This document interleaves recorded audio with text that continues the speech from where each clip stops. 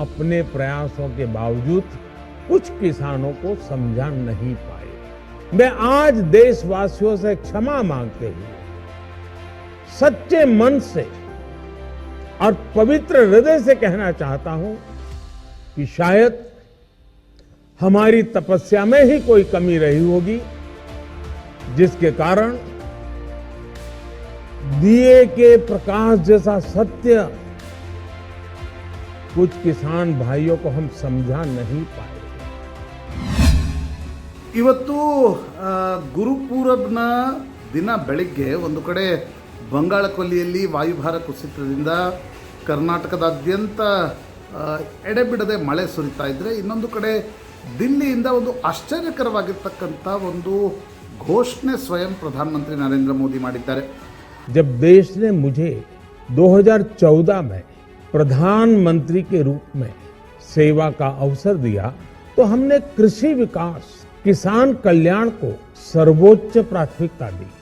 साथियों, इस सच्चाई से बहुत लोग अनजान हैं।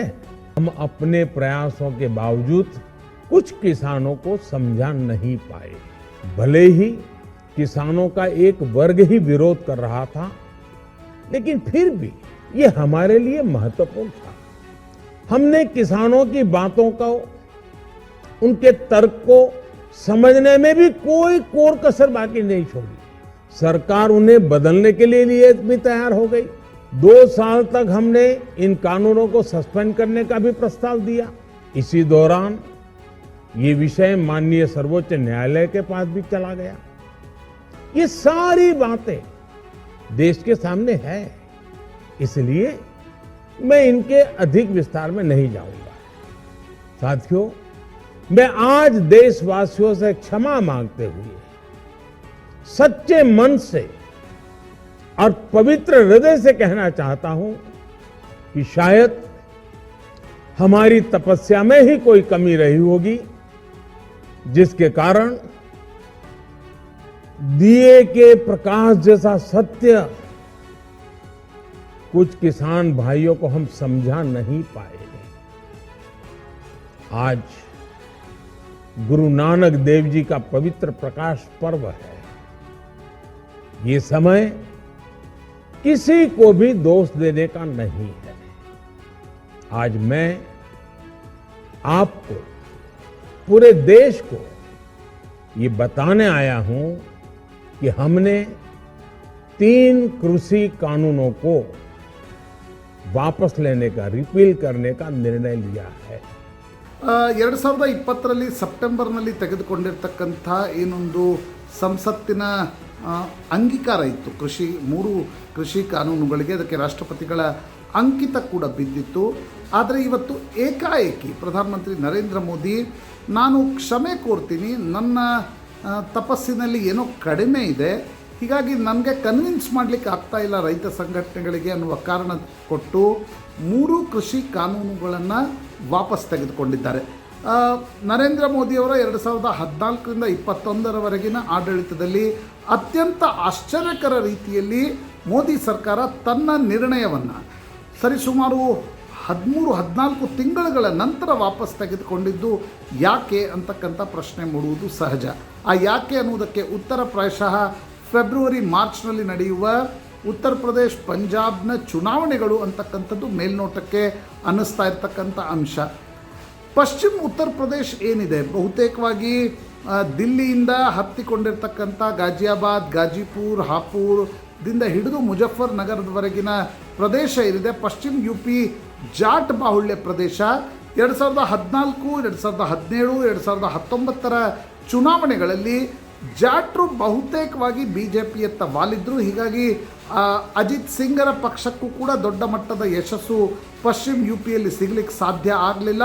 BJP 2017ರಲ್ಲಿ UPಯಲ್ಲಿ ಬಹುಮತಕ್ಕೆ ಬರಲು ಕೂಡ ಪೂರ್ವಾಂಚಲ ಮತ್ತು ಪಶ್ಚಿಮ UPಯಲ್ಲಿ ಗೆದ್ದಿರ್ತಕ್ಕಂಥ ಸ್ಥಾನಗಳು, ಸೀಟ್ಗಳು ದೊಡ್ಡ ಮಟ್ಟಕ್ಕೆ ಕಾರಣವಾಗಿತ್ತು. ಆದರೆ ಈಗ ರೈತರ ಹೋರಾಟದ ಕೇಂದ್ರ ಪಶ್ಚಿಮ UPಯಲ್ಲಿ ಇರೋದ್ರಿಂದ ಎಲ್ಲಿ BJPಗೆ ನಷ್ಟ ಆಗಬಹುದಾ ಅಂತಕ್ಕಂಥ ಚಿಂತೆ ಪ್ರಾಯಶಃ ಕೇಂದ್ರದ BJP ನಾಯಕರನ್ನು ಕಾಡ್ತಾ ಇದೆ. 2-3 ಅಂಶಗಳಿವೆ.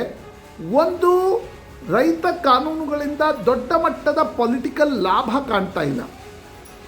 ನಿಶ್ಚಿತವಾಗಿ ಜಾಗತೀಕರಣದ ದಿನಗಳಲ್ಲಿ ಒಂದು ರಿಫಾರ್ಮ್ಸ್ನ ನಿರ್ಣಯ ಅನ್ನುವ ರೀತಿಯಲ್ಲಿ ಪ್ರಶಂಸೆ ವ್ಯಕ್ತವಾಗ್ತಾ ಇದ್ರೂ ಕೂಡ ದೊಡ್ಡ ಮಟ್ಟದ ರಾಜಕೀಯ ಲಾಭ ಆಗ್ತಾ ಇಲ್ಲ. ಆದರೆ ಇನ್ನೊಂದು ಕಡೆ ರಾಜಕೀಯ ನಷ್ಟ ಸ್ಪಷ್ಟವಾಗಿ ಕಾಣ್ತಾ ಇದೆ. ಮೋದಿ ರೈತರ ವಿರೋಧಿ ಅಂತಕ್ಕಂಥ ಒಂದು ನರೇಟಿವನ್ನು ಸೆಟ್ ಮಾಡುವಲ್ಲಿ BJPಯ ವಿರೋಧ ಪಕ್ಷಗಳು ಸ್ವಲ್ಪ ಮಟ್ಟಿಗೆ ಯಶಸ್ವಿಯಾದಂತೆ ಕಾಣ್ತಾ ಇದೆ. ಒಂದು ವೇಳೆ ಆ ನಷ್ಟ ಇದೆ. ಆ ಕಾರಣಕ್ಕೋಸ್ಕರ ನರೇಂದ್ರ ಮೋದಿ ಇವತ್ತು ಏಕಾಏಕಿ ತಮ್ಮದೇ ನಿರ್ಣಯವನ್ನು ಹಠಮಾರಿತನ ಬಿಟ್ಟು ಹಿಂದೆ ತೆಗೆದುಕೊಂಡು ಸುಮಾರು 10 ಹೆಜ್ಜೆ ಹಿಂದೆ ಹೋಗಿದ್ದಾರೆ ಅಂತಕ್ಕಂಥದ್ದು ಸ್ಪಷ್ಟ. ಪ್ರಜಾಪ್ರಭುತ್ವದ ಬ್ಯೂಟಿ ಅಂತ ಕರಿತಿರೋ ಅಥವಾ BJPಯ ಸೆಟ್ ಬ್ಯಾಕ್ ಅಂತ ಕರಿತಿರೋ ನಾನಾ ವಿಧಗಳಲ್ಲಿ ಇದರ ವಿಶ್ಲೇಷಣೆ ನಡೆಯುತ್ತೆ ಅಂತಕ್ಕಂಥದ್ದು ಸ್ಪಷ್ಟ. ಆದರೆ ಚುನಾವಣೆಯಲ್ಲಿ ನಷ್ಟ ಉಂಟಾಗಬಾರ್ದು ಅನ್ನುವ ಕಾರಣಕ್ಕೋಸ್ಕರ ನರೇಂದ್ರ ಮೋದಿ ತನ್ನ ನಿರ್ಣಯವನ್ನು ವಾಪಸ್ ತೆಗೆದುಕೊಂಡಿದ್ದಾರೆ ಅಂತಕ್ಕಂಥದ್ದು ಸ್ಪಷ್ಟವಾಗಿ ಕಾಣ್ತಾ ಇದೆ. ನರೇಂದ್ರ ಮೋದಿ ಸಾಕಷ್ಟು ನಿರ್ಣಯಗಳನ್ನು ಹಿಂದೆ ತೆಗೆದುಕೊಂಡಾಗ ಹಿಂದೆ ಹೋಗಿರಲಿಲ್ಲ. 370ರ ರದ್ದತಿ ಬಗ್ಗೆ ಸಾಕಷ್ಟು ವಿರೋಧ ವ್ಯಕ್ತವಾಗಿತ್ತು, ಮೋದಿ ತಲೆ ಕೆಡಿಸ್ಕೊಳ್ಳಿಲ್ಲ. CAA ಬಗ್ಗೆ ಸಾಕಷ್ಟು ಹೋರಾಟಗಳು ನಡೆದವು, ಮೋದಿ ತಲೆ ಕೆಡಿಸ್ಕೊಳ್ಳಿಲ್ಲ. ಲ್ಯಾಂಡ್ ಎಕ್ವಿಸಿಷನ್ ಬಿಲ್ ತರಲಿಕ್ಕೆ ಹೊರಟಿದ್ರು, ವಿರೋಧ ವ್ಯಕ್ತವಾದಾಗ ಹಿಂದೆ ಸರಿದಿದ್ರು. ಆದರೆ ಈಗ ಸಂಸತ್ತಿನ ಒಪ್ಪಿಗೆ ರಾಷ್ಟ್ರಪತಿಗಳ ಅಂಕಿತ ಬಿದ್ದ ನಂತರ ಮೋದಿ ತಮ್ಮ ನಿರ್ಣಯವನ್ನು ವಾಪಸ್ ತೆಗೆದುಕೊಳ್ಳುತ್ತಿದ್ದಾರೆ. ಮೇಲ್ನೋಟಕ್ಕೆ ಇದು ರಾಜಕಾರಣದ ದೃಷ್ಟಿಕೋನ ಇದಕ್ಕಿದೆ. ವೋಟ್ ಬ್ಯಾಂಕ್ ಪಾಲಿಟಿಕ್ಸ್ ಇದೆ ಅಂತಕ್ಕಂಥದ್ದು ಸ್ಪಷ್ಟ. ಎಲ್ಲಿ ಪೊಲಿಟಿಕಲ್ ನಷ್ಟ ಆಗುತ್ತೆ, ಪೊಲಿಟಿಕಲ್ ಲಾಭ ಆಗೋದು ಬಿಡಿ, ನಷ್ಟ ದೊಡ್ಡ ಮಟ್ಟದಲ್ಲಿ ಆಗುತ್ತೆ ಅಂತ ಅನ್ನುವ ಕಾರಣಕ್ಕೋಸ್ಕರ ಮೋದಿ ಈ ನಿರ್ಣಯವನ್ನು ಹಿಂದೆ ತೆಗೆದುಕೊಂಡಂತೆ ಕಾಣ್ತಾ ಇದೆ. ನೋಡಿ, CAA ನಿರ್ಣಯವನ್ನು ತೆಗೆದುಕೊಂಡಾಗ ಮೋದಿ ಅವರಿಗೆ ಒಂದು ದೊಡ್ಡ ಲಾಭವಿತ್ತು. ಒಂದು ಪೊಲಿಟಿಕಲ್ ಕಾನ್ಸ್ಟಿಟ್ಯೂನ್ಸಿ, RSS ಬೇಸ್ಡ್ನ ಪೊಲಿಟಿಕಲ್ ಪಾರ್ಟಿಗೆ ತಂದೆ ಆಗಿರ್ತಕ್ಕಂಥ CAA ನಿರ್ಣಯದಿಂದ ಪೊಲಿಟಿಕಲ್ ಲಾಭ ಸ್ಪಷ್ಟವಾಗಿ ಕಾಣ್ತಾ ಇತ್ತು. ಡಿಮಾನಿಟೈಸೇಷನ್ ನಿರ್ಣಯ ನಂತರ ಏನಾಯಿತು, ಅದರ ಆರ್ಥಿಕವಾಗಿರ್ತಕ್ಕಂಥ ಆಯಾಮ ಬಿಟ್ಟರೂ ಕೂಡ ರಾಜಕೀಯವಾಗಿ ಉತ್ತರ ಪ್ರದೇಶದ 2017ರ ಚುನಾವಣೆಯಲ್ಲಿ ಡಿಮಾನಿಟೈಸೇಷನ್ನಿಂದ BJPಗೆ ಲಾಭವಾಗಿತ್ತು. ನಂತರದ CAA ನಿರ್ಣಯದಿಂದ ಮುಸ್ಲಿಂ ಸಂಘಟನೆಗಳು ಮತ್ತು ಕೆಲ ಎಡಪಕ್ಷೀಯ ಕಾರ್ಯಕರ್ತರು ಬೀದಿಗೆ ಇಳಿದ್ರೂ ಕೂಡ BJPಯ ಕಾನ್ಸ್ಟಿಟ್ಯೂನ್ಸಿ ಏನಿತ್ತು ಅದು ಮೋದಿ ಜೊತೆ ಗಟ್ಟಿಯಾಗಿ ನಿಂತ್ಕೊಂಡಿತ್ತು. ಆದರೆ ರೈತರ ಹೋರಾಟದಲ್ಲಿ ಅದು ಕಾಣ್ತಾ ಇರಲಿಲ್ಲ. ಮೋದಿ ರೈತರ ವಿರೋಧಿ ಅಂತಕ್ಕಂಥ ಒಂದು ನರೇಟಿವ್ ಸೆಟ್ ಆಗ್ತಕ್ಕಂಥ ಭೀತಿ BJPಯನ್ನು ಕಾಡ್ತಾ ಇತ್ತು. ಆ ಕಾರಣಕ್ಕೋಸ್ಕರ ಪಶ್ಚಿಮ UPಯ ಚುನಾವಣೆಗಳು ಸುಮಾರು 3 ತಿಂಗಳು ದೂರ ಇದ್ದಾಗ ಈ ನಿರ್ಣಯವನ್ನು BJP ರಿವರ್ಸ್ ಮಾಡಿದೆ. ತಕ್ಷಣಕ್ಕೆ ಈ ನಿರ್ಣಯವನ್ನು ತೆಗೆದುಕೊಂಡು ಬಿಟ್ಟ ತಕ್ಷಣ ಪಶ್ಚಿಮ UPಯಲ್ಲೇನೋ BJPಗೆ ಲಾಭವಾಗುತ್ತಾ, ಆ ರೀತಿ ಈಗಲೇ ಹೇಳಲಿಕ್ಕೆ ಸಾಧ್ಯ ಇಲ್ಲ ಅನಿಸುತ್ತೆ. ಆದರೆ ನಷ್ಟ ಕಡಿಮೆ ಮಾಡಬೇಕು ಅನ್ನುವ ಕಾರಣಕ್ಕೋಸ್ಕರ BJP ನಿರ್ಣಯ ತೆಗೆದುಕೊಂಡಂತಿದೆ. ಪಂಜಾಬ್ನಲ್ಲೂ ಕೂಡ ಕ್ಯಾಪ್ಟನ್ ಅಮರಿಂದರ್ ಸಿಂಗ್ ಏನೊಂದು ಪ್ರಾದೇಶಿಕ ಪಕ್ಷವನ್ನು ಸ್ಥಾಪನೆ ಮಾಡ್ತಿದ್ದಾರೆ. ಆ ಪಕ್ಷ BJP ಜೊತೆ ಮೈತ್ರಿ ಮಾಡಿಕೊಳ್ಬೇಕಾದ್ರೆ ರೈತ ಕಾನೂನುಗಳನ್ನು ಹಿಂತೆಗೆದುಕೊಳ್ಬೇಕು ಅಂತಕ್ಕಂಥ ಒತ್ತಡವನ್ನು ಕ್ಯಾಪ್ಟನ್ ಅಮರಿಂದರ್ ಸಿಂಗ್ ಹಾಕ್ತಾ ಇದ್ದು, ಆ ದೃಷ್ಟಿಕೋನದಿಂದ ಕೂಡ ಇವತ್ತಿನ ನಿರ್ಣಯವನ್ನು ನೋಡಲಾಗ್ತಾ ಇದೆ.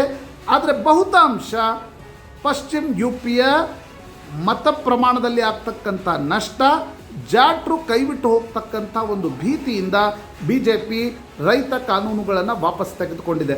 ನರೇಂದ್ರ ಮೋದಿ ಅಧಿಕಾರದಲ್ಲಿ ಹಿಡಿದಾಗ ಒಂದು ಪ್ರಚಂಡ ಬಹುಮತದೊಡನೆ ಅಧಿಕಾರಕ್ಕೆ ಯಾರು ಬರ್ತಾರೋ ಅವರಿಂದ ಸಾಕಷ್ಟು ಆರ್ಥಿಕವಾಗಿರ್ತಕ್ಕಂಥ ರಿಫಾರ್ಮ್ಸ್ಗಳ, ಸುಧಾರಣಾ ಕ್ರಮಗಳ ನಿರೀಕ್ಷೆ ನಿಶ್ಚಿತವಾಗಿರುತ್ತೆ. ಹೀಗಾಗಿ ಮೋದಿ ಆ ನಿರ್ಣಯವನ್ನು ಕೂಡ ತೆಗೆದುಕೊಂಡಿದ್ದರು. ಆದರೆ ಪೊಲಿಟಿಕಲಿ ಅಫೋರ್ಡೆಬಲ್ ಅಲ್ಲ ಅನ್ನುವ ಕಾರಣಕ್ಕೋಸ್ಕರ ಹಿಂದೆ ತೆಗೆದುಕೊಂಡಿದ್ದಾರೆ. ಇದರ ಪೊಲಿಟಿಕಲ್ ಕಾನ್ಸಿಕ್ವೆನ್ಸ್ ಏನು, ರಾಜಕೀಯ ಫಾಲೋಔಟ್ ಏನು ಅಂತಕ್ಕಂಥದ್ದು ಪ್ರಾಯಶಃ ಸ್ವಲ್ಪ ದಿನಗಳವರೆಗೆ ಕಾಯಬೇಕಾಗತ್ತೆ ಅನಿಸುತ್ತೆ. ಥ್ಯಾಂಕ್ ಯು, ನಮಸ್ಕಾರ.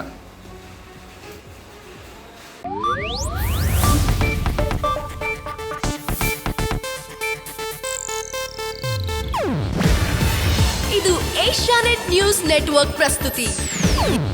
ನೀವು ನೋಡ್ತಿದ್ದೀರಾ ಏಷ್ಯಾನೆಟ್ ಸುವರ್ಣ ನ್ಯೂಸ್.